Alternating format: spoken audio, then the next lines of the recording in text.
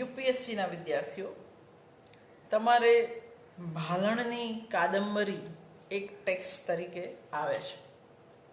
શું વાંચવું એના માટે હું જે પુસ્તક વાપરી રહી છું એ કેકા શાસ્ત્રીની કાદંબરી છે. તમને કદાચ ભાયણી સાહેબની પણ મળે. અને મધ્યકાળનો સાહિત્ય પરિષદનો જે ઇતિહાસ છે તે. પણ ઇતિહાસથી તમારું કાદંબરીવાળું કામ નહીં ચાલે. તમારે કેકા શાસ્ત્રી અથવા ભાયણી સાહેબ અથવા બીજા જે કોઈ હશે એનું પુસ્તક લેવું. વાપરવું એટલા માટે પડશે કે તમારે પંક્તિઓ પૂછાય છે. મેં પેપર જોયા, આખે ગીતાની પંક્તિ હોય છે, કાદંબરીની પંક્તિ હોય છે, એટલે તમે એમાંથી પસાર થયેલા હોવા જોઈએ. હું તો તમને કાદંબરીની વાર્તા કહીશ અને ભાલણે એની અંદર શું કમાલ કરી એની વાત કરીશ. કારણ કે મૂળ કાદંબરી એ કવિ બાણની છે, સંસ્કૃતમાં છે અને ગદ્યમાં છે. ભાલણ એનો અનુવાદ કરે પોતાના સમયની ગુજરાતીમાં અને પદ્ય અનુવાદ છે, ગદ્યનો પદ્યમાં અનુવાદ છે. આ પણ એક બહુ મહત્વનો. પણ એ અનુવાદની ઉત્તમતા વિશે કોઈ શંકા નથી. એટલે માત્ર ભાલણ વિશે થોડીક વાત, એનો સમય, એ બધું તમે ઇતિહાસમાંથી વાંચી શકો છો, એમાં હું પડતી નથી. ભાલણની જે પ્રાપ્ય કૃતિઓ છે જે આપણા સુધી પહોંચી છે એ શિવ ભીલડી સંવાદ, જાલંધર આખ્યાન, દુર્વાસા આખ્યાન, મામકી આખ્યાન, દ્રૌપદી વસ્ત્રાહરણ, આ એની બહુ સામાન્ય કહી શકાય એવી કૃતિઓ છે. થોડીક મધ્યમ કક્ષાની કહી શકાય એવી કૃતિઓમાં રામ વિવાહ, ધ્રુવ આખ્યાન, મૃગી આખ્યાન, રામાયણ, ત્રુટક અને દશમ સ્કંધ, આ એની થોડીક મધ્યમ કક્ષાની. અને જેને ઉત્તમ કહે છે એ પહેલું નળાખ્યાન, સપ્તશતી આખ્યાન રૂપમાં અનુવાદ, કાદંબરી આખ્યાન રૂપમાં સાર અનુવાદ, શબ્દશઃ નથી. ભાલણને જ્યાં ઈચ્છા થઈ છે ત્યાં એણે કાઢી પણ નાખ્યું છે. તો આ એની ઉત્તમ રચનાઓ છે. પણ એવું કહે છે કે ભાલણે બીજું કશું જ ન રચ્યું હોત અને માત્ર કાદંબરીનો અનુવાદ જ કર્યો હોત તો પણ એનું નામ ઇતિહાસમાં કાયમ રહેત, એવું ઇતિહાસકારો કહે છે. આમ તો એણે નળાખ્યાનમાં જ્યાં નૈષધીય ચરિત છે એના પણ થોડાક શ્લોકોનો અનુવાદ કર્યો છે. એટલે 31 જેટલા સ્થાનોમાં નૈષધીય ચરિતના શ્લોકનો ગુજરાતી અનુવાદ એણે આપ્યો છે એવું કહેવાય છે. દુર્ગા સપ્તશતીનો કડવાબદ્ધ પદ્યાનુવાદ અને સૌથી વિશિષ્ટ કોટીનો જે અનુવાદ છે એ સમગ્ર કાદંબરી બાણની એનો પદ્ય અનુવાદ, આખ્યાન રૂપ અનુવાદ કડવાબદ્ધ રીતે કર્યો છે. એટલે ઇતિહાસકાર નોંધે છે કેકા શાસ્ત્રી કે ભાલણે અન્ય કોઈ પણ રચના ન કરી હોત અને માત્ર કાદંબરી જ આપી હોત તો પણ અનુવાદક માત્ર નહીં, અનુવાદક કવિની શક્તિનો પરિચય એ આમાં આપે છે. સંસ્કૃત સાહિત્યમાં બાણ ભટ્ટની કાદંબરી મોટા મોટા સમાસોથી ભરેલી ગદ્ય રચના છે. બહુ જ અઘરી કૃતિ ગણાય છે. વાચક આ સમાસિક ગદ્ય વાંચતા વર્ણનોના ઝાડામાં એવો તો જકડાઈ જાય છે કે કથાતંતુની સળંગ સૂત્રતા ગુમાવી બેસે છે. કાદંબરીની ભાષા ખૂબ સરળ પણ સમાસો અતિ દીર્ઘ. એના કારણે આ કૃતિ વાચકની કસોટી કરે છે. ભાલણે આવી અસામાન્ય કોટીની સમૃદ્ધ રચનાને પોતાની ગુજરાતી ભાખા, એ ભાખા કહે છે, ગુજરાતી ભાષામાં રમતી કરી આપી છે.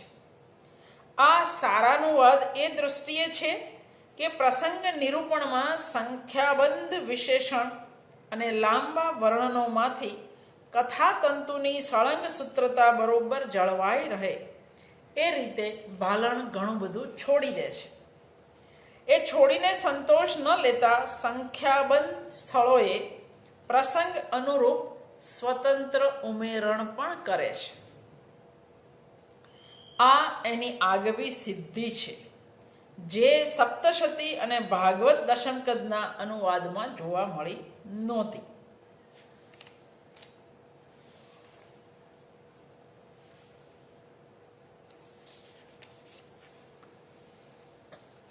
ક્ષુદ્રક રાજાનું આલંકારિક વર્ણન આપતા બાણે વિસ્તારથી આપેલા વાક્યોમાં કેટલાક ટુકડા જ નહીં, પંક્તિઓ પણ ભાલણ છોડી દે છે. છતાં એના અનુવાદમાં સળંગ સૂત્રતા જોખમાતી નથી. ભાલણની વિશિષ્ટતા એ છે કે પોતા તરફથી અનુરૂપ લાગતું એ ઉમેરી લે છે. હકીકતે અનુવાદમાં કશું ઉમેરવાની છૂટ ન હોય, પણ આ મધ્યકાળમાં એની વિશેષતા ગણાય છે. અનુવાદક તરીકેની એની સિદ્ધિની મૂલવણી કરતા કેકાશાસ્ત્રી કહે છે, સપ્તશતી અને દશમ સ્કંદમાં એ સાદો પદ્ય અનુવાદક રહ્યો છે. નલાખ્યાનમાં એ મહાભારતના નલોપાખ્યાનનો સારાનુવાદ આપતા નૈષધિ ચરિત મહાકાવ્યમાંથી નૈષધીય ચરિત આપે છે. સંસ્કૃત કાદંબરીના અચ્છોદ સરોવરના વર્ણનના થોડા નમૂના લઈ સાદા કથાનકમાં વણી લઈ કાવ્યને આકર્ષક બનાવી દીધું છે. કાદંબરી સીધો સારાનુવાદ છે. એમાં એણે સંખ્યાબંધ સ્થળોએ પોતા તરફથી પ્રસંગ ચિત્રણમાં ઉમેરણ કરી એની કવિ પ્રતિભાનો પરિચય કરાયો છે. તો વાર્તા શું છે કાદંબરીની, એ પણ આપણે ટૂંકમાં બહુ લાંબી વાર્તા છે.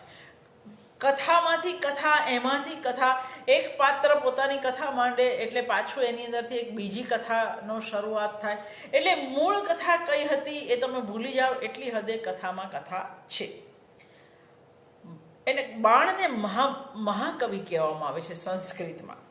તો કાદંબરીના કવિ મહાકવિ બાણ એણે સંસ્કૃત લલિત સાહિત્યમાં જે રચી કાદંબરી એનું ગદ્ય કાવ્ય તરીકે અસામાન્ય કોટીનું સ્થાન છે. કાદંબરી કથા અને હર્ષચરિત આખ્યાયિકા એ બે અપૂર્ણ કૃતિઓની રચના કરીને સંસ્કૃત સાહિત્યના ખાસ કરીને કવિઓમાં બાણનું માન લગભગ કાલિદાસની કોટીનું છે. કવિ બાણે આ બેઉ ગદ્ય કૃતિઓમાં શબ્દો અને અલંકારિક વિચારોની એટલી પ્રબળ છતાંય ગમી જાય એવી ભરણી કરી છે કે સંસ્કૃત સાહિત્યકારોના વિષયમાં એવી એક ઉક્તિ છે કે બાણ ઉચ્છિષ્ટ જગત સર્વમ, એવી એક કહેવત છે. બધું જ બાણે તો બધું જ વાપરી લીધું છે. બાણની એ વિશિષ્ટતા રહી છે કે એની રચનામાં પ્રસાદ ગુણનો ક્યાંય પણ રાસ થતો જોવામાં આવતો નથી.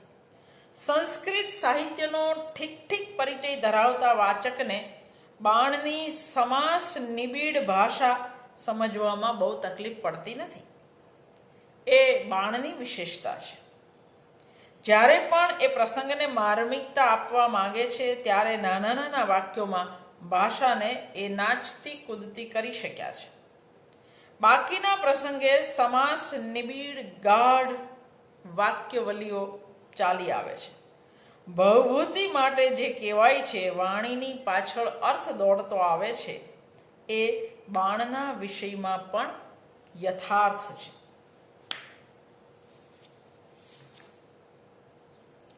કાદંબરી કથાનું મૂળ ક્યાં? કાદંબરીનું વસ્તુ બાણે પોતાની કલ્પનામાંથી ઊભું કર્યું હતું કે ક્યાંકથી એને કોઈ પ્રકારનો સહારો મળ્યો હતો. આમાંથી સાચું શું એ વિચારવું પડે.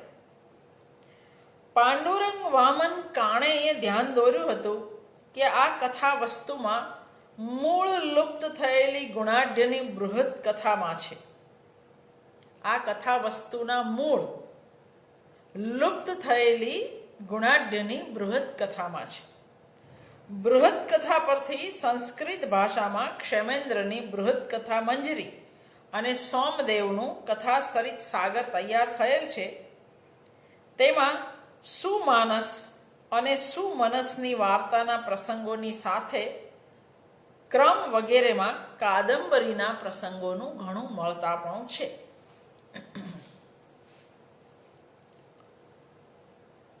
કાદંબરીમાં સંસ્કૃત ભાષા પરનું અસામાન્ય પ્રભુત્વ, બાણનું, લાંબા સમાસો કે ટૂંકા વાક્યો, સર્વત્ર પ્રસાદ ગુણ, અપરિચિત કે અલ્પ પ્રયોગવાળા શબ્દોનો લગભગ અભાવ, અલંકારોની ભારે સમૃદ્ધિ છતાં ગળે ન ઉતરે એવી કલ્પનાઓનો અભાવ, શ્લેષ પણ માર્મિક પણ બહુ જ સ્વાભાવિક, આ ચાર કાદંબરીના એટલે કે બાણના ભાષા પ્રયોજનના મુખ્ય ગુણ ગણાય છે.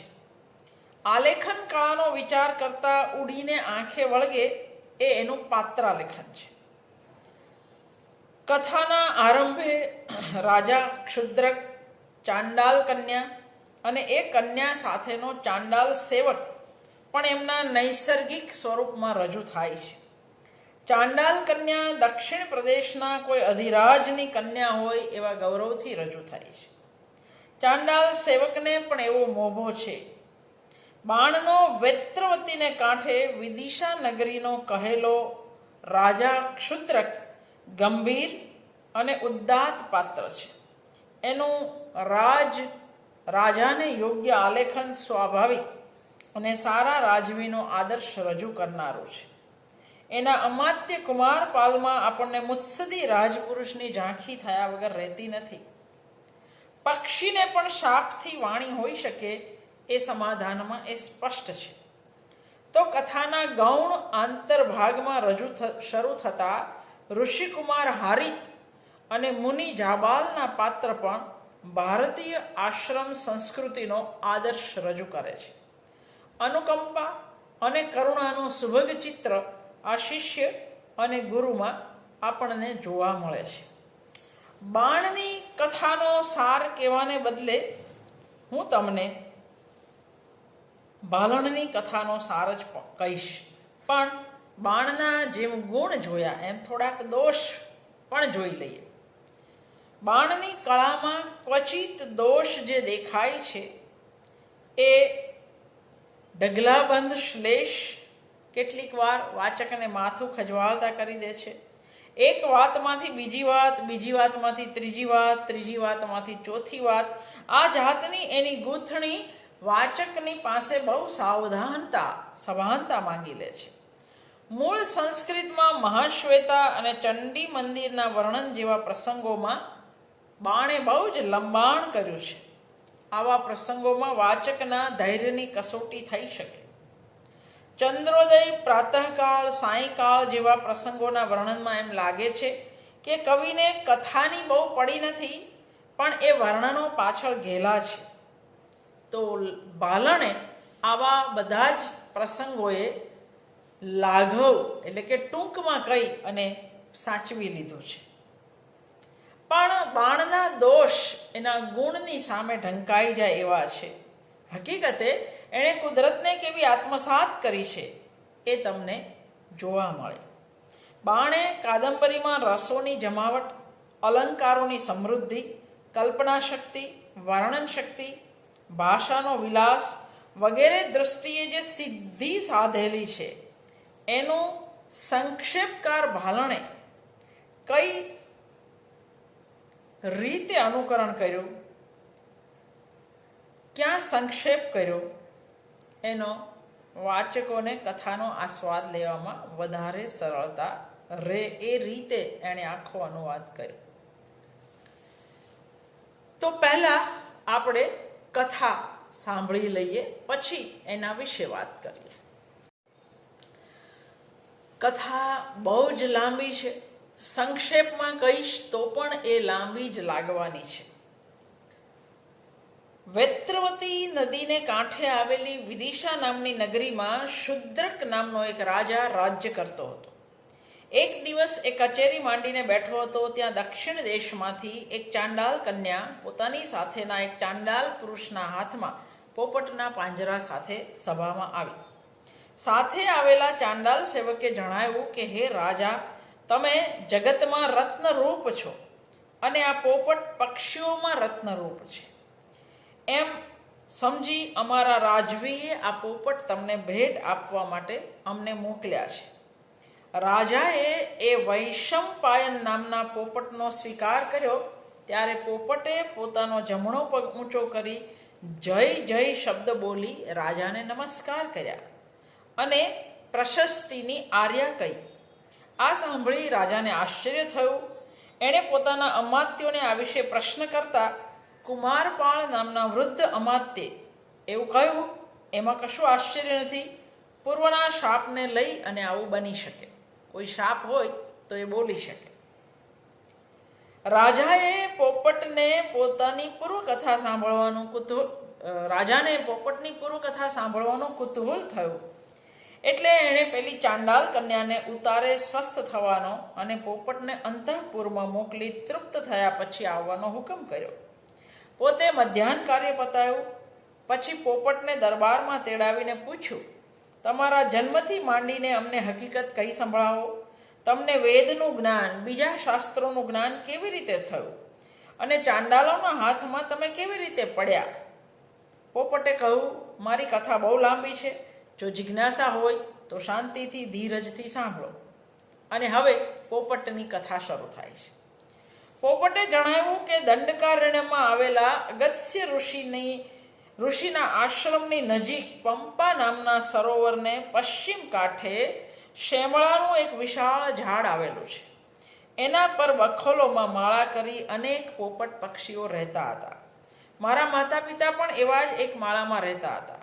મારો જન્મ થયા પછી મારી માતા કષ્ટના કારણે મરી ગઈ. મારા વૃદ્ધ પિતા પોતાનામાં પૂરી શક્તિ નહીં હોવાના કારણે બીજા પક્ષીઓએ જે કણ પાડી દીધા હોય એ ઉઠાવી જેમ તેમ કરી મારું પોષણ કરતા હતા. એવામાં એકવાર એક ભીલ લોકોનું ટોળું શિકારના માટે ત્યાંથી પસાર થાય છે. માતંગક નામનો ભીલ નાયક એ ઝાડ નજીક થોડીવાર માટે બેઠો અને સેવકે પડિયામાં આપેલું પાણી પીધું અને થોડીવાર રહી એ સ્થળેથી પોતાના સાથીદારો સાથે દૂર ચાલ્યો ગયો. આમાંના એક બુઢા ભીલને કંઈ શિકાર મળેલો નહોતો. એથી એ ઝાડ નીચે રોકાઈ ગયેલો. મોટા પક્ષીઓ તો બધા ચારો લેવા ગયેલા હતા એટલે એ ઝાડ પર ચડ્યો એમ અને નાના બચ્ચાઓની ડોક મરડીને નીચે નાખવા લાગ્યો.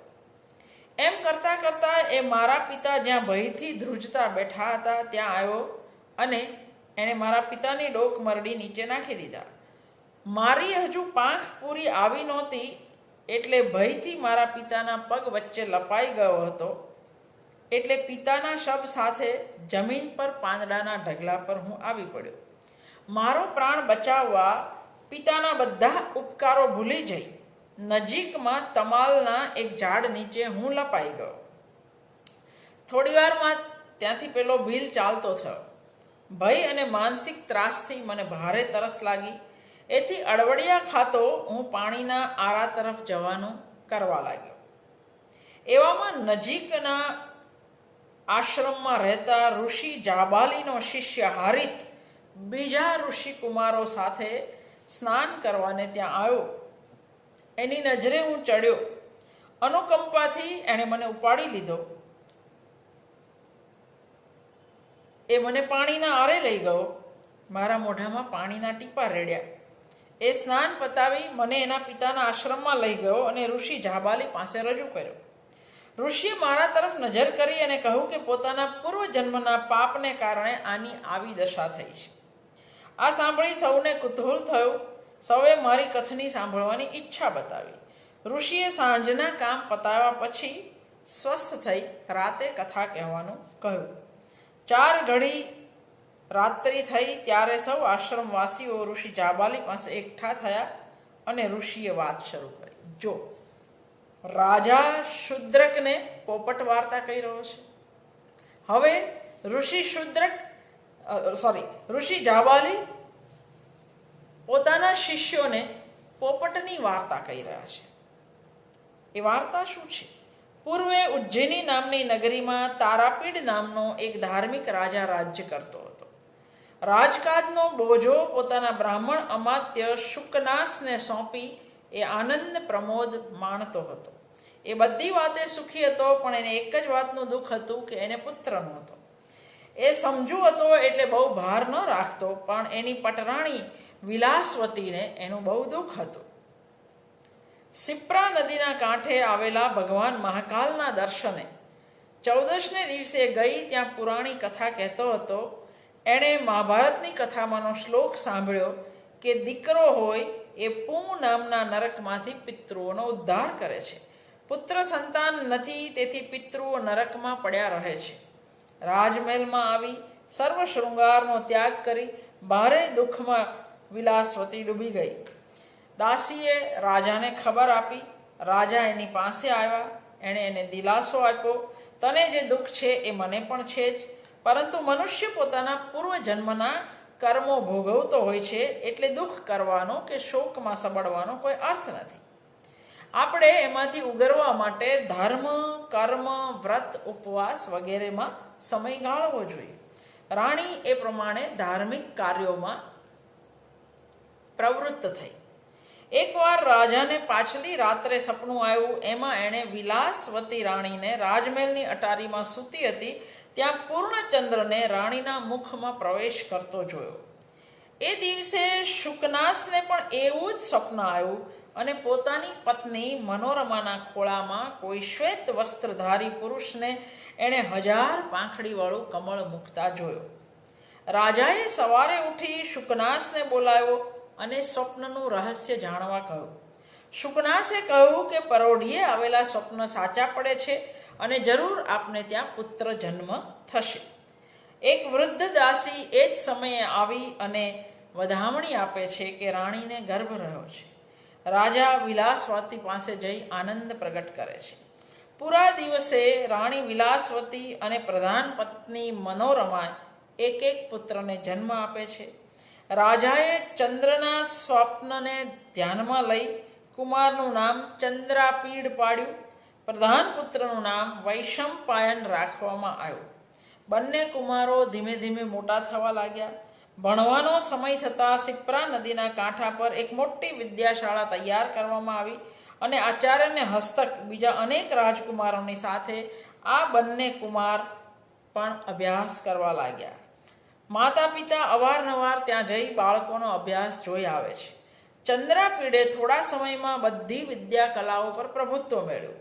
વૈશંપાયને પણ સાથે રહેવાથી બંને કુમારો ગાઢ મિત્રો બની ગયા હતા. આ પ્રમાણે 10 વર્ષ પસાર થયા અને કુમાર 16 વર્ષના થયા. ત્યારે તારાપીડે બાલાહક નામના સેનાપતિને ઇન્દ્રાયુધ નામના ઘોડા સાથે તેડાવી મંગાવવા મોકલ્યો. આ દૈવી ઘોડા પર સવાર થઈ કુમાર પાછો ઉજ્જયની નગરીમાં આવે છે. સાથે પ્રધાન પુત્ર વૈશંપાયન પણ આવ્યો. બંને કુમારોએ પોતપોતાના માતા પિતાના દર્શન કર્યા અને સ્વસ્થતાથી રહેવા લાગ્યા. રાણીએ એ પછી ચંદ્રાપીડની સેવામાં કુંતલ નરેશની રાજકુમારી પત્રલેખાને કંચુકી દ્વારા મોકલી આપી. આ રાજકુમારી છાયાની જેમ દાસી તરીકે ચંદ્રાપીડની પરિચર્યા કરવા લાગી. રાજાને વિચાર આવ્યો કે કુમાર ચંદ્રાપીડ ઉંમરલાયક થયો છે, એટલે એનો યુવરાજ તરીકેનો રાજ્યાભિષેક થવો જોઈએ. એ વખતે શુકનાસે કુમારને ભારે કિંમતી ઉપદેશ આપ્યો. થોડા સમય પછી મોટા સમારોહમાં કુમારનો યુવરાજ તરીકે રાજ્યાભિષેક થયો. એ પછી નિયમ પ્રમાણે કુમારે દિગ્વિજય કરવા નીકળી પડવું જોઈએ. એટલે મોટી સેના સાથે ચંદ્રાપીડ અને પ્રધાન પુત્ર વૈશંપાયન દિગ્વિજય કરવા નીકળે છે.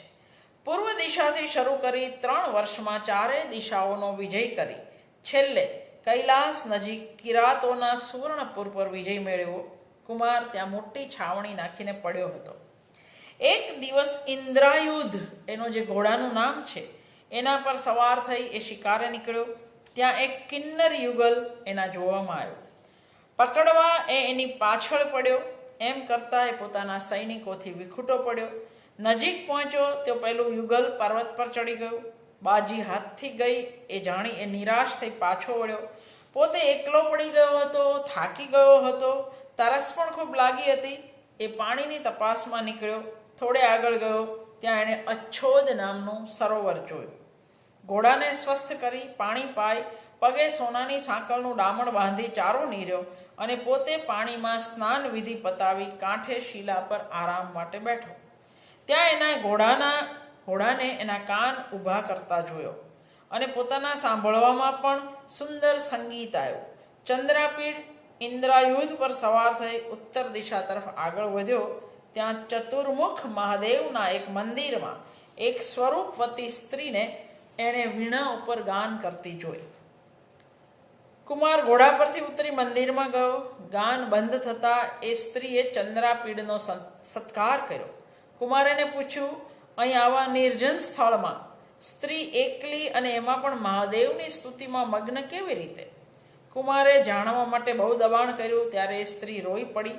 કુમારને પોતાના પ્રશ્ન માટે દુઃખ થયું.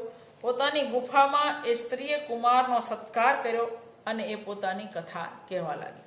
પોપટની કથા, પછી પોપટની કથા ઋષિ, હવે ત્રીજી કથા. તો કથામાં કથા અને મૂળ કથા ક્યાં એ પ્રશ્ન થાય.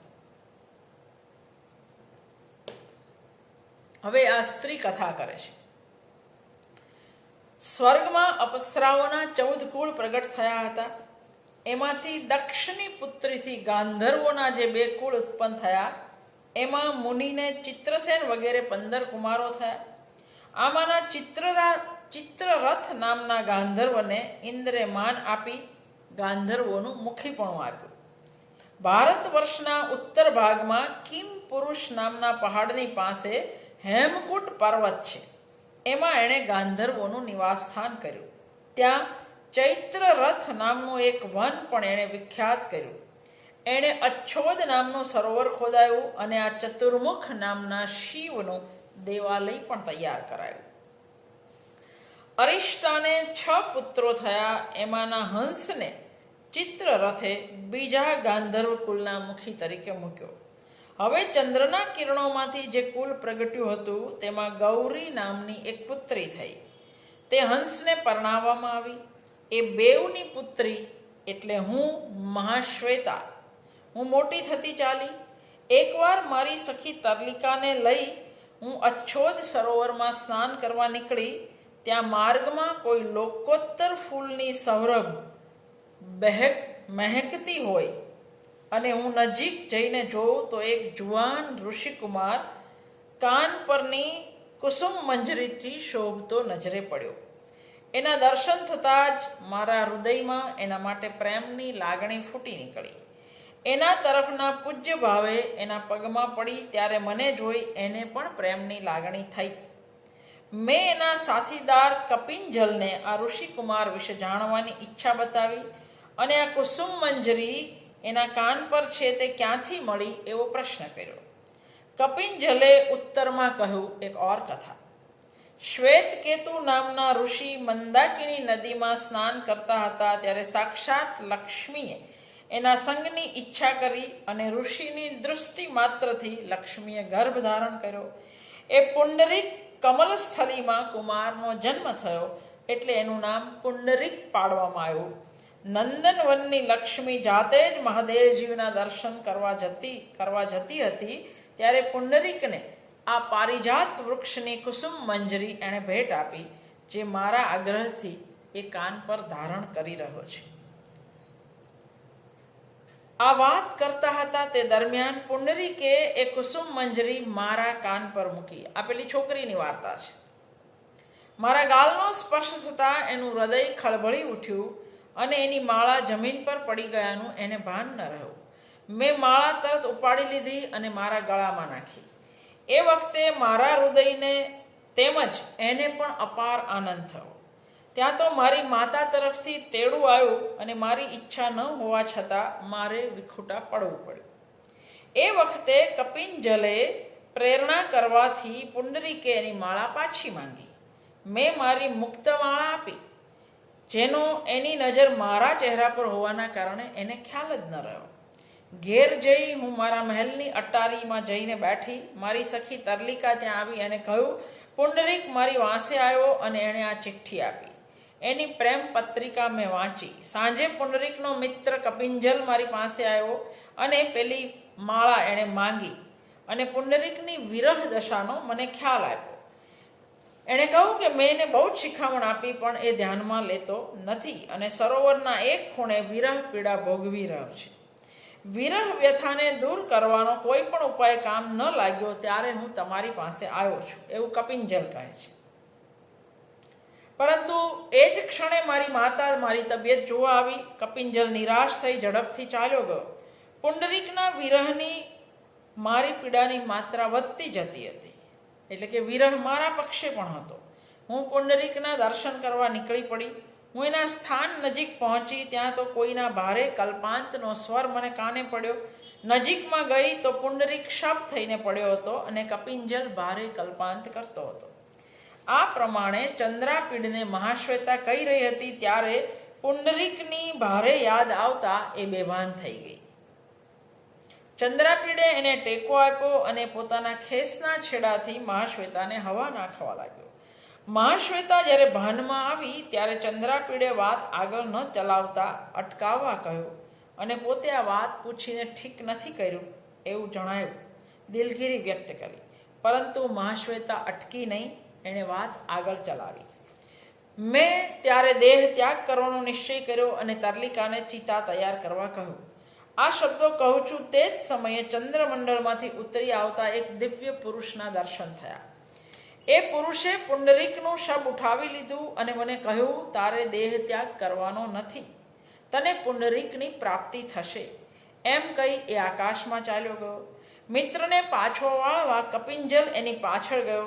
ફરી મળશે એ આશામાં મેં પુંડરીકના કમંડળ, વલ્કલ અને હાર ઉઠાવી લીધા અને મારા પિતાના ઘરે લઈ જવાના સખત આગ્રહને ધ્યાનમાં ન લઈ હું આ શિવાલયમાં આવીને રહી. હું પાછી રાજમહેલમાં ન ગઈ.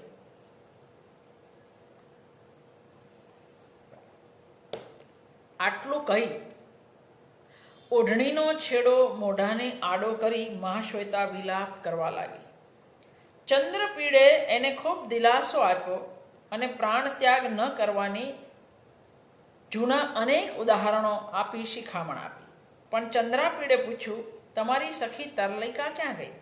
મહાશ્વેતાએ જવાબ આપ્યો, ચંદ્રથી ઉતરી આવેલ અપ્સરાઓના કુળમાં જન્મેલી મદિરા નામની અપ્સરા સાથે ચિત્રરથે લગ્ન કર્યા હતા. એમાં કાદંબરીનો જન્મ થયો.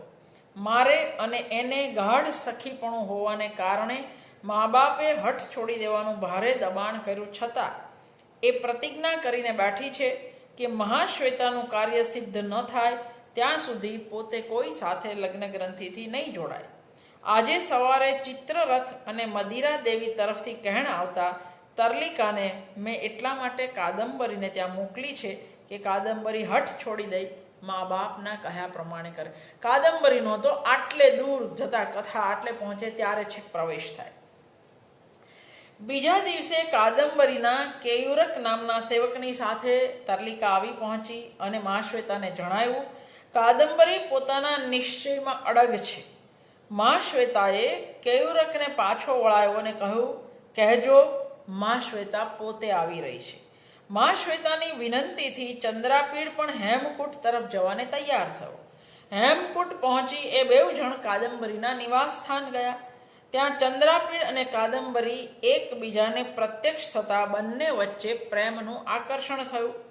કાદંબરીએ મહાશ્વેતાના ચરણ ધોઈ સત્કાર કર્યો અને કાદંબરીની સખી મદલેખાએ ચંદ્રાપીડનો એ જ રીતે સત્કાર કર્યો. પછી મહાશ્વેતાએ કાદંબરીને ચંદ્રાપીડની હકીકત કહી સંભળાવી અને એને પાન આપવા કહ્યું. મહાશ્વેતા કાદંબરીના મા બાપને મળવા ગઈ અને ચંદ્રાપીડ એના માટે નક્કી થયેલા ઉતારામાં જઈને રહ્યો. બેઉ જણ દૂર દૂરથી એકબીજા તરફ દૃષ્ટિ કરતા રહ્યા. સાંજે કેયુરક અને તરલિકાની સાથે મદલેખા વરુણ દેવે ચિત્રરથને આપેલો હાર લઈ ચંદ્રાપીડને આપવા આવી. ચંદ્રાપીડે એ હારનો સ્વીકાર કરી એને ધારણ કર્યો. રાત્રિ થતાં ચંદ્ર જ્યારે 16 કળાએ ખીલ્યો ત્યારે કેયુરકે આવીને જણાવ્યું, કાદંબરી તમને મળવા ઈચ્છે છે. કાદંબરી થોડી દાસીઓ સાથે સાદા સફેદ પોશાકમાં ત્યાં આવી પહોંચી.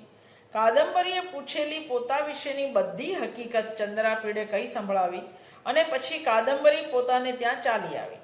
સવારે ચંદ્રાપીડે મહાશ્વેતા દ્વારા કહેવડાયું કે મારે મારા દેશમાં જવું છે.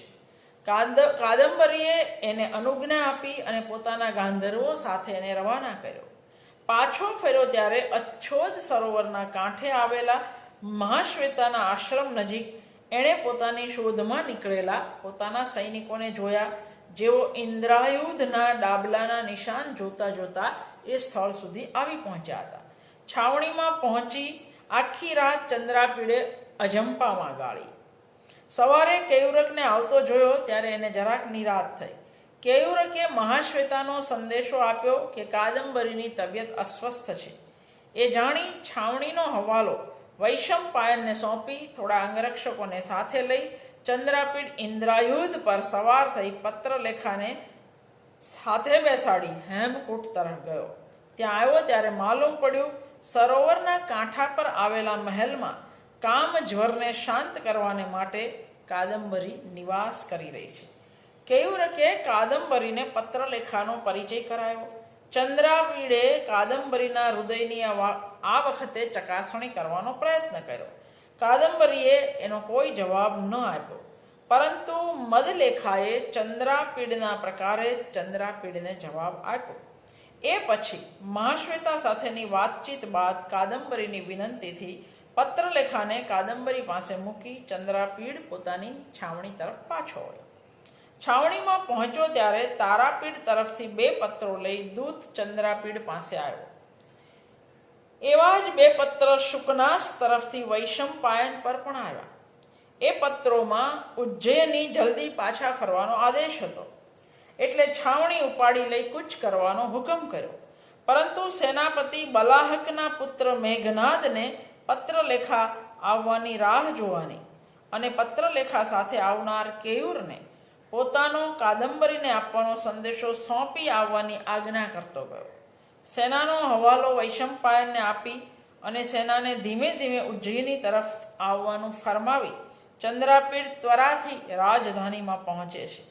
આ ત્વરાથી આવેલા ચંદ્રાપીડને જોઈ રાજા પ્રજા સૌને ભારે આનંદ ઉત્સવ થઈ પડ્યો. થોડા દિવસ પછી મેઘનાદ સાથે પત્રલેખા આવી પહોંચી. ચંદ્રાપીડે એને એકાંતમાં બોલાવી કાદંબરીની હકીકત જણાવવા કહેતા પત્રલેખાએ કાદંબરીનો પોતે કેવી રીતે ચાહ પ્રાપ્ત કર્યો અને કાદંબરીએ પોતાનો શુદ્ધ પ્રેમ ચંદ્રાપીડ માટે કેવો બતાવ્યો એ બધું વિગતે જણાવ્યું. કાદંબરીએ પત્રલેખા વહેલામાં વહેલી તકે ચંદ્રાપીડને લાવી આપે એ શરતે જવાની રજા આપી એ પણ પત્રલેખાએ જણાવ્યું. બાણની કાદંબરી અહીં સુધી છે. આ પૂર્વ ભાગ છે. એનો જે ઉત્તર ભાગ છે એ બાણના દીકરા પુલીને પૂરો કર્યો છે એવું કહેવાય છે. બાણથી સંસ્કૃત ભાષા પર સારો કાબુ હોવા છતાં કળાની દ્રષ્ટિએ ઉત્તર ભાગ કંઈક ઉતરતી કક્ષાનો ગણાય છે. એટલે અહીં સુધી પૂર્વ ભાગનો સંક્ષેપ હતો. હવે ઉત્તર ભાગનો સંક્ષેપ. આ સમાચાર સાંભળી ચંદ્રાપીડ કાદંબરીના વિરહમાં ખૂબ ખૂબ દુઃખી થવા લાગ્યો અને ઉજ્જૈનીમાંથી કેવી રીતે નીકળી જવું એની ચિંતામાં પડ્યો. એક દિવસે એ જ્યારે સિપ્રા નદીના કાંઠા પર ફરતો હતો ત્યારે એણે સામે કાંઠે કેયુરકની આગેવાની નીચે ઘોડે સવાર જોયા.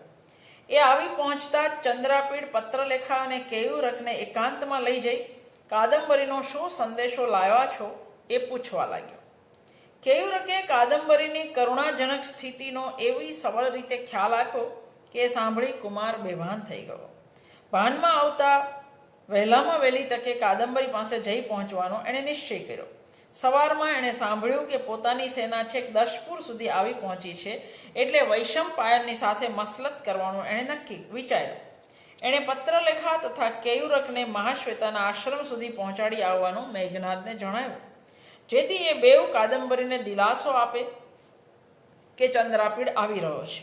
કુમાર એમના ગયા પછી રાજાની પાસે રજા લેવા ગયો ત્યારે તારાપીડે એના લગ્નની વાત ઉચ્ચારી. રાત પડતા એ વૈશંપાયનને મળવા નીકળ્યો, પણ છાવણીમાં પહોંચતા જણાવવામાં આવ્યું કે વૈશંપાયન છાવણીમાં નહોતો. સૈનિકોએ કહ્યું, તમારા ગયા પછી વૈશંપાયને સૌ વિદાય લઈએ એ પૂર્વે અચ્છોત સરોવરમાં બધાને સ્નાન કરી લેવાનું કહ્યું. એ કાંઠા પર ફરતો હતો તેવામાં ભારે વિચિત્ર બનાવ બન્યો. એ થંભી ગયો, તદ્દન બેભાન બની ગયો. ત્યાં સુધી સખત રુદન કરતો રહ્યો. કંઈક એનામાં જોવામાં આવ્યું હોય અને એને શોધતો હોય એવું અમને લાગતું હતું. ભાનમાં આવતા અમે એને સાથે આવવા બહુ સમજાયો, પણ એ એકનો બે ન થયો. અમે એને ત્યાં જ મૂકીને ચાલી આવ્યા. આ સમાચાર સાંભળી ચંદ્રાપીડને દુઃખ થયું, પણ એક રીતે સારું થયું માન્યું.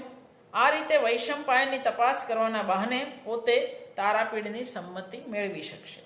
શહેરમાં આવી જાણ્યું પિતા શુકનાસને દિલાસો આપવા ગયા છે, એટલે એ પ્રધાનને ત્યાં ગયો તો ત્યાં વૈશંપાયનની માતા મનોરમાનો ભારે સંતાપ જોયો. તારાપીડે એવું મનાવવાનો પ્રયત્ન કર્યો કે ચંદ્રાપીડનો જ કંઈક અપરાધ થયો છે, જેને લઈને વૈશંપાયન નથી આવ્યો. પરંતુ શુકનાસે કહ્યું, વાંક વૈશંપાયનનો જ છે, એની બેવફાઈ કારણભૂત છે. તારાપીડે કુમારને વૈશંપાયનની તપાસમાં જવા રજા આપી અને કુમારના પ્રવાસનો સારો દિવસ જોડાવી આપવા કહ્યું. ચંદ્રાપીડે જોશીઓને સમજાવી વળતો જ દિવસ નક્કી કરાવી. એ સવારે પોતાના થોડા સૈનિકોને લઈ એ નીકળી પડ્યો. માર્ગમાં વરસાદનું ભારે વિઘ્ન આવ્યું. ત્યાં સુધી દિવસો અને રાત્રિઓની મજલ ખેંચી ભૂખ તરસ થાકની પરવા કર્યા વગર એ આગળ વધતો ગયો. 3માંથી 2 ભાગની મુસાફરી પૂરી કરી ત્યારે એને કેયુરકે મોકલેલો મેઘનાદ મળ્યો. દુઃખતે હૈયે ચંદ્રાપીડ અચ્છોત સરોવર નજીક પહોંચ્યો. ત્યાં તેણે અચ્છોત સરોવરની ચારે બાજુ સૈનિકોને ગોઠવી દીધા અને ઘોડા પર એકલો જ સવાર થઈ નીકળી પડ્યો. પણ વૈશંપાયન કોઈ જગ્યાએ જોવામાં આવ્યો નહીં. દુઃખતે હૈયે એ જ્યારે મહાશ્વેતાની ગુફામાં આવ્યો ત્યારે તરલિકાના ટેકે બેઠેલી ભારે વિલાપ કરતી મહાશ્વેતા એના જોવામાં આવી. કાદંબરીને કોઈ તકલીફ તો નથી ને? એવું પૂછતા મહાશ્વેતાએ જણાવ્યું, કેયુરક પાસેથી મેં સાંભળ્યું કે તમે હેમકૂટ છોડી ગયા છો, ત્યારે હું મારા આશ્રમમાં પાછી આવી અને મારી તપશ્ચર્યા શરૂ કરી. અહીં કંઈક શોધમાં પડ્યો હોય એવો એક બ્રાહ્મણ જુવાનને મેં જોયો. મને જોતા જ જાણે કે મને ઓળખતો હોય એ પ્રમાણે એને મેં જોયો જાણ્યો નહોતો, છતાં મારી પાસે આવ્યો અને મારા પ્રેમની માગણી કરવા લાગ્યો. પુંડરીકના મૃત્યુ પછી મારું માનસ તદ્દન વિરક્ત થઈ ચૂક્યું હતું. તેથી તરલિકાને એ મારી પાસે આવે નહીં, એને અટકાવી રાખજે એવું કહી હું ત્યાંથી ચાલી ગઈ. એક રાત્રે હું જ્યારે ભારે અજંપો અનુભવતી મારી ગુફાની પથારીમાં પડી હતી ત્યારે અચાનક અંદર આવ્યો અને મારા પ્રેમની યાચના કરવા લાગ્યો. મને ભારે ક્રોધ ચડ્યો અને મારાથી શાપ અપાઈ ગયો, જા પોપટ થઈ જા. અને એ જીવ વિનાનો થઈ જમીન પર પટકાઈ પડ્યો. એના રડતા સેવકો પાસેથી પછીથી મને ખબર પડી કે એ તો તમારો ગાઢ મિત્ર હતો.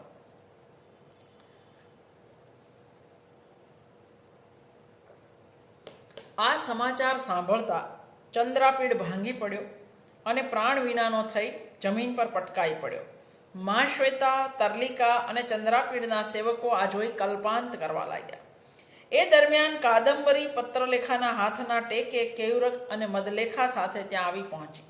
ચંદ્રાપીડના શબને જોતા જ કાદંબરી પણ જમીન પર પટકાઈ પડી. પત્રલેખા પણ બેભાન થઈ પડી.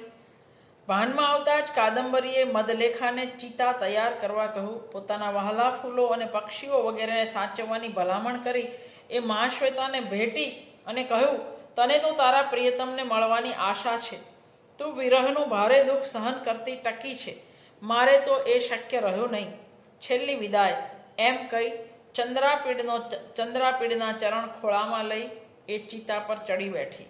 પરંતુ ચંદ્રાપીડના દેહને કાદંબરીનો હસ્તસ્પર્શ થતાં જ એના દેહમાંથી એક દિવ્ય તેજ બહાર નીકળ્યું અને આકાશમાંથી શબ્દો સંભળાયા, પુત્રી મહાશ્વેતા, પુંડરીકનો દેહ મારા લોકમાં અબાધિત પડ્યો છે અને તારી સાથેનો મેળાપ થશે ત્યાં સુધી એ ત્યાં રહેશે. ચંદ્રાપીડનું મૃત્યુ કોઈ શાપનું કારણ છે. શાપ પૂરો થાય ત્યાં સુધી એના દેહનું સારી રીતે જતન કરજો. આ સાંભળતા બધા જડ જેવા થઈ ગયા. પત્રલેખા એકાએક ઊભી થઈ અને ઇન્દ્રાયુધ ઘોડા પાસે પહોંચી. એના રખેવાળ પાસેથી લગામ હાથમાં લઈ ઘોડા સાથે સરોવરના પાણીમાં સરકી ગઈ. પાણીમાં બેઉ અદૃશ્ય થઈ ગયા. એ જ વખતે પાણીમાંથી એક જુવાન ઋષિકુમાર બહાર નીકળી આવ્યો, જેને મહાશ્વેતાએ કપિંજલ તરીકે ઓળખી કાઢ્યો. એણે પોતાના વિતક કહેતા જણાવ્યું, પુંડરીકનું શબ લઈ ચંદ્રમંડળમાં ગયેલા એ દિવ્ય પુરુષે મને કહ્યું કે હું ચંદ્ર છું. મેં પુંડરીકને કંઈ પણ નુકસાન કર્યું નહોતું કર્યું, છતાં કામાવેશમાં એણે મને શાપ આપી દીધો કે તારે અપૂર્ણ કામ લાલસા ભોગવતા ભારત વર્ષમાં એકથી વધારે જન્મ લેવા પડશે. મને આ રીતે અન્યાયની રીતે શાપ આપતા ક્રોધ ચડ્યો અને મેં વળતો શાપ આપ્યો કે મારા એ દરેક જન્મ વખતે તારે મારી સાથે રહી સુખ દુઃખ સહન કરવા રહેશે. મારો ક્રોધ શાંત પડ્યો ત્યારે જાણવામાં આવ્યું કે મારા વંશમાં થયેલી મહાશ્વેતાનો એ વરેલો પતિ છે. આથી મારે 2 વાર મૃત્યુલોકમાં આવી જન્મ લેવો જોઈએ જ. તેથી જ હું એના શરીરને મારા મંડળમાં લઈ ગયો છું અને શબને સાચવી રાખ્યું છે. આ વાત પુંડરીકના પિતા શ્વેતકેતુને કહી આવ. એ શક્તિમાન છે, કંઈક ઉપાય કાઢશે. હું ચિંતામાં આકાશ માર્ગે પસાર થતો હતો ત્યારે માર્ગમાં કોઈ અર્ધદિવ્ય વ્યક્તિને હું ઓળંગી ગયો. એનાથી ક્રોધે ભરાય એ વ્યક્તિએ મને શાપ આપ્યો, ઘોડાની જેમ તું મારી ઉપર થઈને ગયો, માટે ઘોડો થઈ જા. હું એના પગે પડ્યો, મારી કરુણ કથા કહી. ત્યારે એમનો ક્રોધ શમ્યો અને એણે કહ્યું, શાપ તો સિદ્ધ થશે જ, પરંતુ જેનો તું ઘોડો થઈશ એના મૃત્યુ સુધી જ તારે આ શાપ ભોગવવાનો રહેશે. એ વખતે તું સ્નાન કરીશ કે શાપથી તરત જ મુક્ત થઈશ. મેં વિનંતી કરી ત્યારે એણે જણાવ્યું કે ચંદ્ર ખુદ તારાપીડને ત્યાં એના કુમાર તરીકે અને પુંડરીક એના પ્રધાનને ત્યાં પુત્ર તરીકે અવતરશે અને તારે કુમારનો ઘોડો થવાનું થશે. એણે વાત પૂરી કરી. હું સમુદ્રમાં પડ્યો, જ્યાંથી હું ઘોડાના સ્વરૂપમાં બહાર આવ્યો, પરંતુ મને ઘોડાના અવતારમાં પણ પૂર્વભવનું સતત ભાન રહ્યા કરતું હતું. આ જ કારણે કુમારને કિન્નર યુગલની પાછળ લાવતો મેં કર્યો હતો.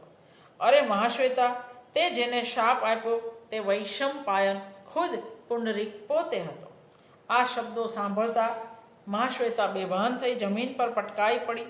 કપિંજલે ભાનમાં આવેલી મહાશ્વેતાને કહ્યું, તારી જાતને તારે ઠપકો આપવાનો નથી અને યાતનાઓનો અંત હવે નજીકમાં છે. માત્ર પત્રલેખાનું શું થયું એની મને ખબર નથી.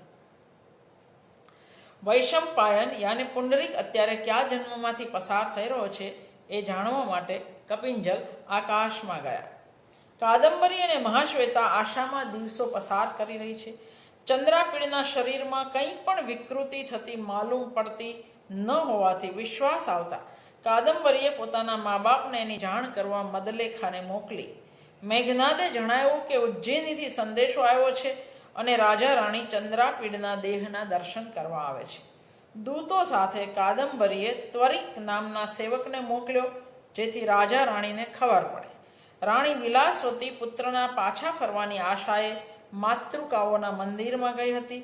ત્યાં સંદેશવાહકો એના જોવામાં આવ્યા. એમણે કહ્યું, આ ત્વરિતક વિગતે કહેશે. એ બેભાન થઈ પડી. તારાપીડ ત્યાં આવ્યો અને ત્વરિતક પાસે હકીકત જાણવા માંગી. ચંદ્રાપીડના અંતની જ્યારે ત્વરિતકે વાત કરી ત્યારે તારાપીડને બહુ દુઃખ થયું અને બળી મરવા ચિત્તા તૈયાર કરવા લાગી. શુકનાસે પોતાના પુત્રના મૃત્યુના દુઃખને વિસારે પાડી તારાપીડને એમ કરતા અટકાયો. ત્યારે ચંદ્રાપીડનો દેહ જ્યાં સલામત પડ્યો છે ત્યાં જવા રાજા નીકળ્યા. થોડા નગર રક્ષકોને બાકી રાખી આખું નગર રાજાની સાથે નીકળ્યું. રાજા અચ્છોદ સરોવર નજીક પહોંચ્યા ત્યારે મેઘનાદને સામેથી આવતો જોયો. એણે કહ્યું, ચંદ્રાપીડનો દેહ વધુ અને વધુ પ્રકાશ ધારણ કરે છે. રાજા મહાશ્વેતાની ગુફા પાસે આવ્યા. એને જોઈ કાદંબરી બેભાન થઈ પડી. વિલાસવતીએ ચંદ્રાપીડના શબને જોયું ત્યારે એણે ભારે કલ્પાંત કર્યું. દિલાસો આપતા તારાપીડે કહ્યું, કાદંબરી, મને પુત્ર ચંદ્રાપીડ કરતાં પણ વિશેષ છે. વિલાસવતીને કાદંબરીની સંભાળ રાખવા કહ્યું. કાદંબરી ભાનમાં આવી ત્યારે રાજા રાણીના ચરણમાં પડી. તારાપીડ મહાશ્વેતાના રહેઠાણમાંથી બહાર આવ્યો અને ત્યાં જ અચ્છોદ સરોવરના કાંઠા પર પર્ણકુટી કરાવી. એમાં શુકનાસ, મનોરમા અને વિલાસવતી સાથે ભાવિની પ્રતીક્ષા કરતા એ લોકો નિવાસ કરવા લાગ્યા. આટલો વૃત્તાંત કહી જાબાલ ઋષિ હાસ્ય સાથે બોલ્યા, મારે કહેવાનું હતું એના કરતાં હું ઘણું વધારે કહી બેઠો છું. તમારી સમજમાં આવ્યું હશે કે શુકનાસનો પુત્ર વૈશંપાયન પોતાની ગેરવર્તણૂકથી કેવી રીતે પોપટનો જન્મ પામ્યો. આ પહેલી કથા. ઋષિએ આટલું કહ્યું કે તરત જ માત્ર માનવ દેહ ધારણ કર્યો નહીં, એટલું જ નહીં, મહાશ્વેતા તરફની લાગણી સાથોસાથ હું પૂરો વૈશંપાયન બની ચૂક્યો. મેં કંઈક ઉગ્રતાથી, હવે પોપટ વાત કરે છે, મેં કંઈક ઉગ્રતાથી ઋષિને પૂછ્યું, અત્યારે ચંદ્રાપીડ ક્યાં છે? ઋષિએ જવાબ આપ્યો, તને પાંખ આવી જાય ત્યાં સુધી ખામોશ રહે. આ રીતે પિતાને પૂછ્યું, જે મુનિ થઈ ચૂકેલો હતો તે આવા માનવ પ્રેમમાં કેવી રીતે પડ્યો? ત્યારે ઋષિએ શ્વેત કેતુ મુનિથી લક્ષ્મીમાં થયેલા મારા પુંડરીક તરીકેના જન્મની યાદ આપી અને કહ્યું કે જેવી મા બાપની ભાવના તેવા જ સંતાન થાય. પુંડરીક પોતાના પહેલા જન્મમાં જેવો હતો તેવો જ છે અને આ પોપટ તરીકેનો એનો ત્રીજો જન્મ વૈશંપાયન તરીકેના એના બીજા જન્મની જેમ થોડા સમય માટે જ છે. એ સમય પૂરો થતાં એના શાપનો અંત આવશે અને એ શાશ્વત જીવન પ્રાપ્ત કરશે. મેં ઋષિને પૂછ્યું, હું માત્ર ક્ષુદ્ર પોપટ શાશ્વત જીવન પ્રાપ્ત કરી શકાય એવા કર્મ કરવાની આશા કેવી રીતે રાખી શકું? સવાર થવા આવી હતી એટલે ઋષિ પ્રાતઃ કર્મ કરવાને ઊભા થયા. કથા બહુ જ લાંબી છે. ફરી પાછા પોપટ પાસે આવીએ. જ્યારે મને પાંખો આવી ત્યારે એક દિવસે જે દિશામાં ચંદ્રાપીડનો દેહ હતો અને મને હતું કે હું મહાશ્વેતાને જોઈ શકીશ, તે ઉત્તર દિશામાં જાબાલીના આશ્રમમાંથી છાનો માનો નાસી છૂટ્યો. થોડા જ સમયમાં હું થાકી ગયો અને ઝાડની નીચી ડાળ પર ઊંઘી ગયો. ઉઠ્યો ત્યારે જોયું તો હું મારી પાસે ઊભેલા એક વનવાસીની ઝાડમાં ફસાઈ ગયેલો છું. મેં એને કાલાવાલા કર્યા છૂટો કરવા, પણ એણે કહ્યું, હું ચાંડાલ છું, મેં તારા માંસના લોભે તને નથી પકડ્યો. જાબાલ ઋષિના આશ્રમમાં નાસી છૂટેલા કોઈ દિવ્ય પોપટને પકડી પાડવાને અમારા ચાંડલ રાજવાની કુંવરીએ મૂકેલા અનેક શિકારીઓમાંનો હું એક છું. હું તને એમની પાસે લઈ જઈશ. તારું જે કરવું હોય તે ઋષિ કરશે. હું શ્વેત કેતુનો પુત્ર આજે આ ચાંડલોના સંપર્કમાં આવી પડ્યો, તેથી મારા જન્મની પળોને ધિક્કારવા લાગ્યો. એ ચાંડાલ મને કુંવરી પાસે લઈ ગયો, જેણે મને પાંજરામાં પૂરી દીધો. ત્યારથી મેં મારી જીભ પર સંયમ રાખ્યો અને અનશન આદરવાનો નિર્ણય કર્યો. પરંતુ કુંવરીએ બહુ સમજાવતા મેં ફળ અને પાણી લેવા કબૂલ્યું. એક દિવસે મેં મને સોનાના પાંજરામાં રાખેલો જોયો. હે રાજા, તમે ચાંડાલ કન્યાને જોઈ છે? એ પોતાને શા માટે ચાંડાલ કન્યા કહે છે? એ મને અહીં શા માટે લાવી છે? આ વિશે હું કશું જાણતો નથી. ત્યારે રાજા શુદ્રક ચાંડાલ કન્યાને બોલાવે છે. રાજાને કહે છે, જગતના પ્રકાશરૂપ રોહિણીપતિ, કાદંબરીની આંખોના આનંદરૂપ હે ચંદ્ર, તમે તમારા પૂર્વજન્મની અને આ શાપિત પોપટની વાત સાંભળી છે.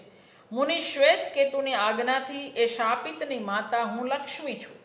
એ પોતાના પિતાની આજ્ઞાના ઉલ્લંઘનથી વધુ પડતી દશાને પામે નહીં એ માટે મેં એને કબજે કર્યો.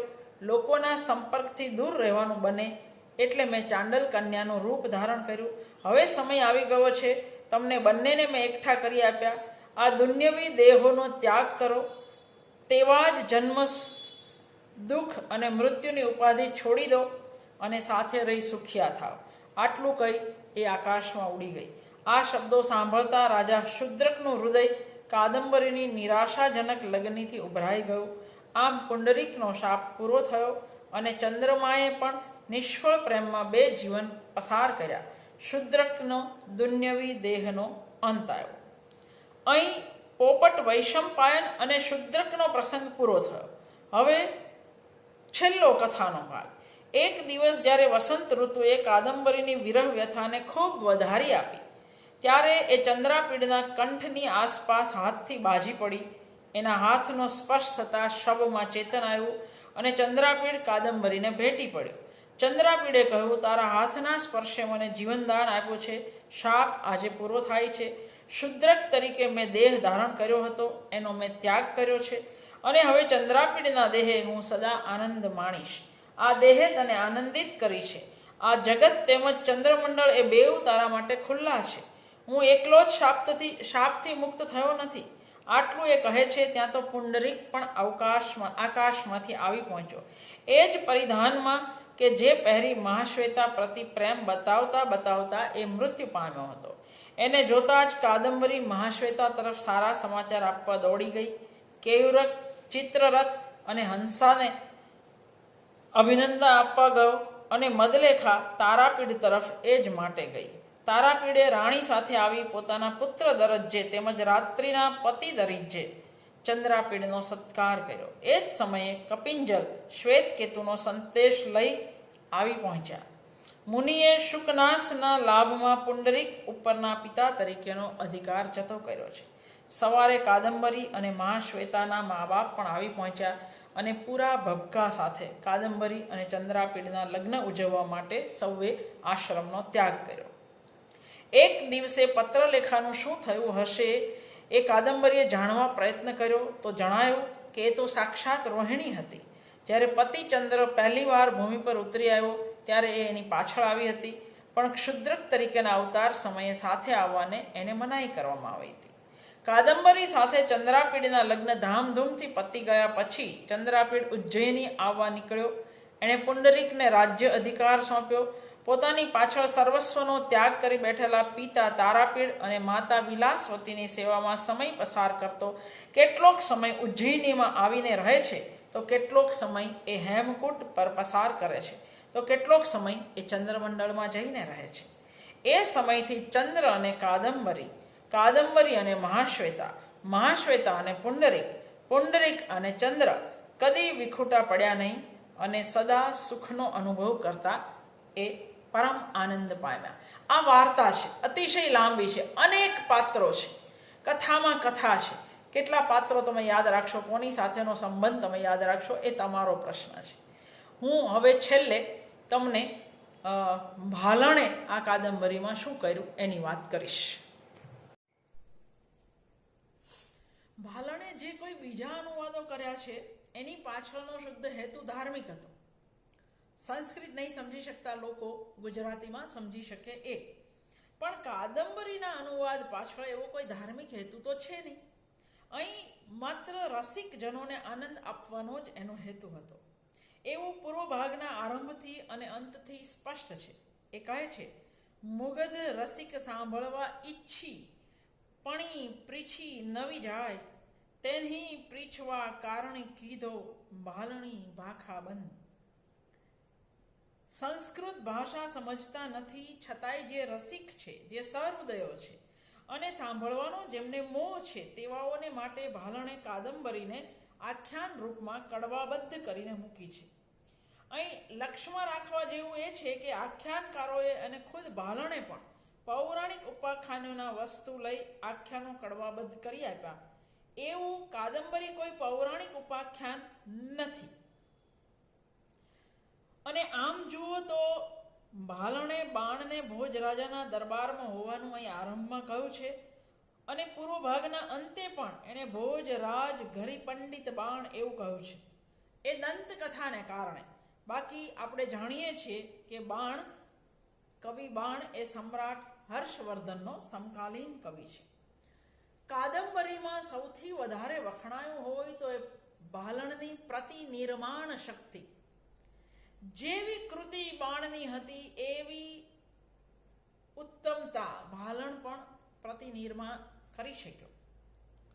ભાલણ જ્યારે ઉત્તર ભાગના અંતમાં કીહી ભાલણ બુદ્ધિ માની કરી ગુજ્જર ભાખાઈ વિસ્તરી એમ કાદંબરીને પોતાની ગુજ્જર ભાખામાં ઉતારે છે, ત્યારે ગદ્યમાં એ અક્ષરશઃ અનુવાદ નથી આપતો. એ પોતાનો પ્રયત્ન ગેય દેશીઓમાં કરે છે અને અનુવાદ કરતી વખતે એ બિલકુલ સભાન છે. જુઓ, અનેક ઉપમા, કઠિન સંસ્કૃત ગદ્ય પદ્ય કહી એક, સાહિત્ય સકલ તણી ચાતુરી, તેહ મહા રચી વિવેક. સકલ ઉપમા કહી ન જાય, કિંચિત કથા સમજ. બધું કહી શકાય એમ નથી, એ બહુ સ્પષ્ટ ભાલણ એ બાબતે સ્પષ્ટ છે. મારી બુદ્ધિ પ્રમાણે બોલું, થોડું થોડું સાર, પદી પદ બંધારણ રચનતા થાય અતિ વિસ્તાર. જો બધું અક્ષરે અક્ષર લેવા જાઓ તો બહુ વિસ્તાર થાય.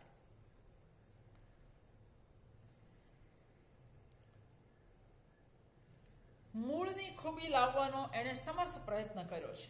સંક્ષેપ હોવા છતાં દેશી બંધના કડવામાં સ્વાભાવિક રસળતે સ્વરૂપે દોડતી જતી ગુજ્જર ભાખામાં આપણને બાણની પ્રસાદી ઝીલવા ઝલક અનુભવવાની એણે સરળતા કરી. ભાલણે અનુવાદ કરતી વખતે જે કંઈ સ્વત્વ બતાવ્યું છે એની થોડીક વાત. ભાલણે કાદંબરીના ગુજરાતી અવતરણમાં આખ્યાન પદ્ધતિનો કડવાબંધ સ્વીકાર્યો છે અને એમાં એ રીતે ગેય દેશીઓ અજમાવી છે. દેશીઓ સામાન્ય રીતે દોહરા, ચોપાઈ, સવૈયા, હરિગીત જેવા માત્રામેળ છંદોનું પ્રવાહી રૂપ હોય છે. મોટે ભાગે એણે સવૈયાની દેશી, હરિગીતની દેશી,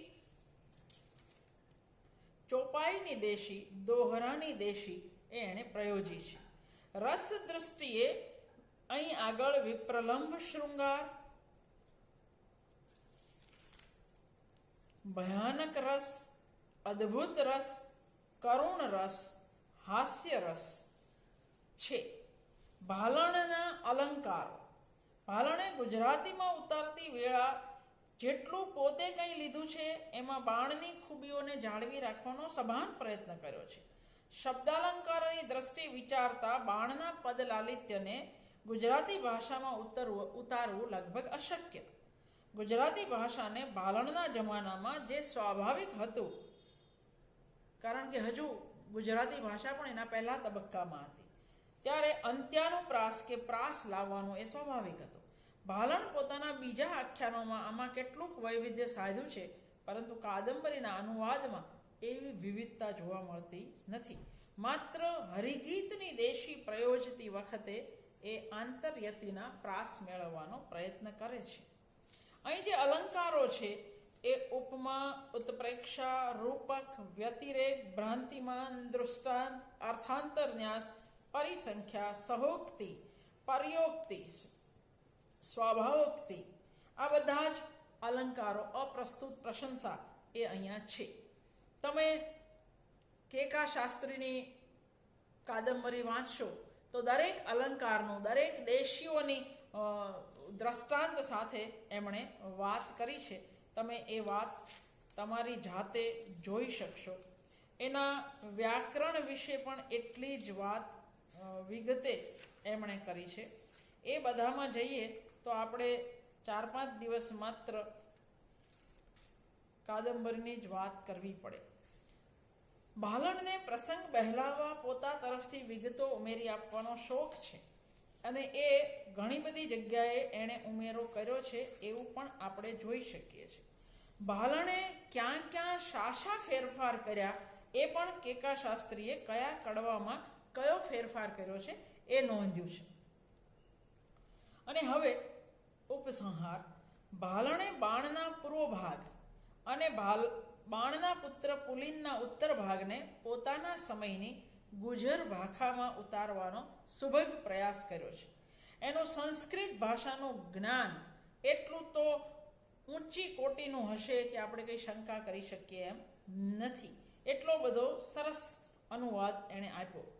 કાદંબરીને એણે રસળતી તત્કાલીન ગુજરાતી ભાષામાં રમતી કરી મૂકી અસામાન્ય પ્રકારની અનુવાદક શક્તિ બતાવી છે. ગુજરાતી સાહિત્યમાં થયેલું ભાલણનું આ પ્રદાન આગવી કોટીનું કહી શકાય એવું છે અને ગુજરાતી સાહિત્યના ઇતિહાસમાં આખ્યાન સાહિત્યના ઉદ્ભાવક તરીકે ભાલણનું અગ્રસ્થાન છે. તે જ પ્રમાણે ઉત્તમ પ્રકારનો પોતાની ભાષાને પણ શોભા આપે એવો જગતની એક શ્રેષ્ઠ ગદ્ય કૃતિનો સંક્ષિપ્ત અનુવાદ આપી એણે મધ્યકાલીન અનુવાદકોમાં પોતાનું અગ્રસ્થાન સ્થાપિત કર્યું છે.